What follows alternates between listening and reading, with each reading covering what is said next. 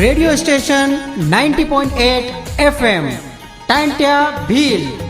રોજ સાંજે 6 થી 8 વાગે આપણી સમસ્યા અને આપણો સમાધાન આપું રોજ કરવું વાતે ખેતીના બારામાં અને કમાઈના બારામાં એત્રે સાંભળતા રહેજો ટાંટ્યા ભીલનો રેડિયો સ્ટેશન 90.8 FM। नमस्कार, बहुत बहुत स्वागत है आप सबका इस चर्चा में। और इस समय देश में लगातार मोटे अनाज की जो चर्चा चल रही है, हम सबकी भी उत्सुकता है कि इसकी चर्चा देश भर में क्यों चल रही है। और लगातार इस पर देश के माननीय प्रधानमंत्री, माननीय मुख्यमंत्री जी तो बात कर ही रहे हैं, लेकिन आम जनता के साथ पर्यावरणविद और शिक्षाविद भी लगातार इसकी चर्चा कर रहे हैं। और हमारी भी उत्सुकता थी कि हम इसकी चर्चा क्यों हो रही है इस पर जानें और दर्शकों तक ये जानकारी पहुंचाएं कि ये क्यों महत्वपूर्ण होता जा रहा है दिन पे दिन मोटा अनाज। तो इसी विशेष चर्चा के लिए हमारे साथ उपस्थित हैं मध्य प्रदेश के अलीराजपुर जिले के कृषि विज्ञान केंद्र के प्रमुख और senior scientist doctor Rakesh Yadav ji. Sir, बहुत बहुत स्वागत आपका इस चर्चा में। सर, लगातार इस समय मोटे अनाज को लेकर देश भर में चर्चा हो रही है और इसकी एक तरह से देखा जाए तो लगातार इसके महत्व पे बहुत सारी बात की जा रही है। तो इसका बड़ा कारण क्या मानते हैं सर आप? नमस्कार, मैं बताना चाहूँगा कि मोटा अनाज कोई हमारे देश में कोई नई चीज़ नहीं है, लेकिन चूँकि 2023 में मोटा अनाज वर्ष घोषित किया गया, इसके महत्व देखते हुए इसकी जो समृद्धशीलता है, जो इसमें गुण पाए जाते हैं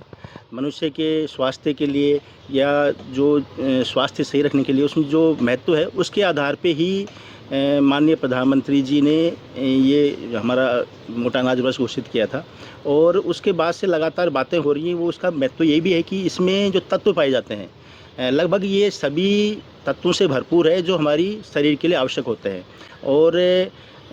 मनुष्य खान पान में जो हम देखते हैं कि जो हमारे आदिवासी बाहुल्य ज़िले हैं वहाँ पे ये लगातार पहले से ही बोया जा रहा है और वहाँ पे उनके खान पान में उपयोग हो रहा है। तो उसके महत्व को देखते हुए ही इस पे लगातार चर्चा भी हो रही है और आने वाले वर्षों में इस पे इसका महत्व बढ़ेगा और लोगों के जीवन में शामिल होगा। दूसरी बात एक और है इसमें, जो भी हमारे आदिवासी बाहुल्य ज़िले हैं, आपने देखा होगा कि पिछले सालों में कोरोना काल आया था और उसको हम अगर विश्लेषण करते हैं तो उसमें हम देखते हैं कि जो भी हमारे आदिवासी बाहुल्य ज़िले हैं जहाँ पे मोटा अनाज का उपयोग हमारे आदिवासी भाई करते हैं, वहाँ पे जो मौत का आंकड़ा है, हम कह रहे हैं जो कैजुअलिटी हुई वहाँ पे वो काफ़ी कम है। तो कहीं ना कहीं जो उनका खान पान है, जो उनके खान पान में ये मोटा अनाज शामिल है, उसके महत्व के कारण, उसके गुणों के कारण से हमारे आदिवासी भाइयों का स्वास्थ्य उस काल में स्वस्थ रहा और बहुत कम वहाँ पे जनहानि हुई। इसके लिए अलीराजपुर ज़िले में काफ़ी काम हो रहा है। एचएस के सहयोग से डीएससी संस्था इस पे काम कर रही है, जिसमें केवीके भी उनके साथ में हम सहयोग कर रहे हैं और लगातार इस पे किसानों का रुझान बढ़ रहा है। जो हमारे आदिवासी भाई हैं जो ऑलरेडी उनके उसमें शामिल था, लेकिन ये कार्य शुरू होने के बाद में जिले में बड़े वृत्त स्तर पे या बड़े लेवल पे ये कार्य शुरू हो चर्चा हो रही है इसकी चर्चा हो रही है। अच्छा सर, एक चीज़ और, मतलब इस तरह से कभी देखा नहीं गया कि देश के प्रधानमंत्री हैं या मध्य प्रदेश के मुख्यमंत्री वो रेसिपी लेके आ रहे हैं कैमरे पे। आज तक इस तरह की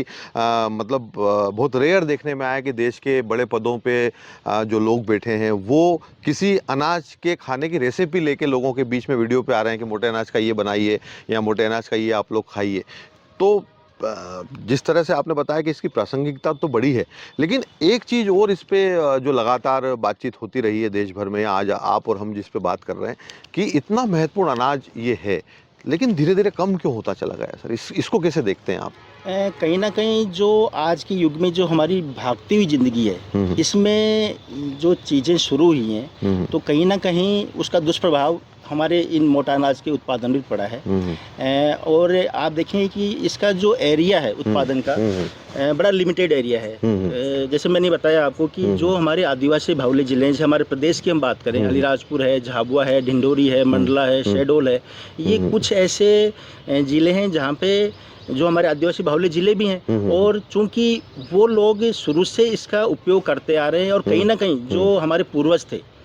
उनको इनके महत्व के बारे में पता था, तो वो आज भी उन खान पान में शामिल है। लेकिन जैसे आपने कहा कि ये धीरे धीरे विलुप्त हो रहा है, तो इसमें से कुछ कारण है जिसमें एक तो इनकी उत्पादकता काफ़ी कम होती है और जो हमारे शहरी जीवन है, शहरी जीवन में आजकल जो फास्ट फूड कल्चर शुरू हो गया है, उसका लगातार, जैसे आपने कहा कि हमारे माननीय प्रधानमंत्री जी और मुख्यमंत्री जी रेसिपी लेके, तो कहीं ना कहीं इसका एक मुख्य कारण यही है कि हमारे जनमानस में इसके प्रति जागरूकता है, वो इसको समझें और इसको अपने भोजन में शामिल करें। क्योंकि जिस तरह से जो हमारे शरीर में विकृतियां पैदा हो रही हैं, कहीं ना कहीं शासन स्तर पे इस पे बड़ी चिंता होती है, उस पर सोचते हैं, तो वो इसको दूर करने के लिए, उसका कम हो, इसके लिए इस पे सब कार्य हो रहे हैं। इसका उत्पादन सर, इसको लेके लगातार लोग इसकी खेती करें और लगातार आम लोगों के जीवन में, खान पान में ये बढ़े, इस पर आपके क्या विचार हैं? ये तभी होगा जब सबसे पहले तो हमें जागरूकता है कि इस मोटा अनाज को पैदा करने से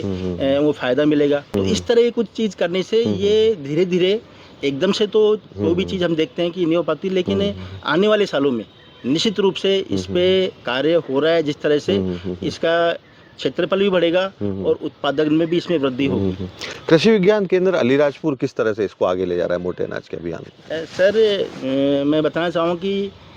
जब से माननीय प्रधानमंत्री जी ने मोटा अनाज वर्ष घोषित किया था और शासन स्तर से हमारे पास निर्देश थे, हमारे माननीय कुलपति महोदय हैं प्रोफेसर अरविंद कुमार शुक्ला जी, उनके निर्देश पे हम लगातार हमारे जो प्रक्षेत्र है केवीके का, इस पे उसके सभी मोटा अनाज का उत्पादन ले रहे हैं। और जो हमारे किसान भाई हैं वहाँ पे हम इसके प्रदर्शन प्लॉट भी डाल रहे हैं। जो WHS संस्था है उसके सही DSC के जो हमारे हैं, उनके सहयोग से भी हम कार्य कर रहे हैं और वो जो कार्य कर रहे हैं उसी को हम लोग आगे किसानों तक बढ़ा रहे हैं। लगभग जहाँ पे अनाज हो रहा है वहाँ पे ऐसे गांव, विलेज लेवल पे, ब्लॉक लेवल पे और जिला स्तर पे रेसिपी कॉन्टेस्ट आयोजित किए गए और उसमें जो हमारे जनप्रतिनिधि हैं, हमारे जो शासन के हैं, जैसे हमारे माननीय कलेक्टर साहब हैं यहाँ पे, वो भी काफ़ी इस पे इंटरेस्ट रखते हैं और इस पे काफ़ी हर प्रोग्राम में वो शामिल होते हैं। इसके बारे में हमारे जब मीटिंग होती है किसानों को, वो भी इसके बताते हैं। तो निश्चित रूप से आने वाले समय में इसका महत्व ही बढ़ेगा और जनमानस में या जो हमारे आम जन है उनकी पहुँच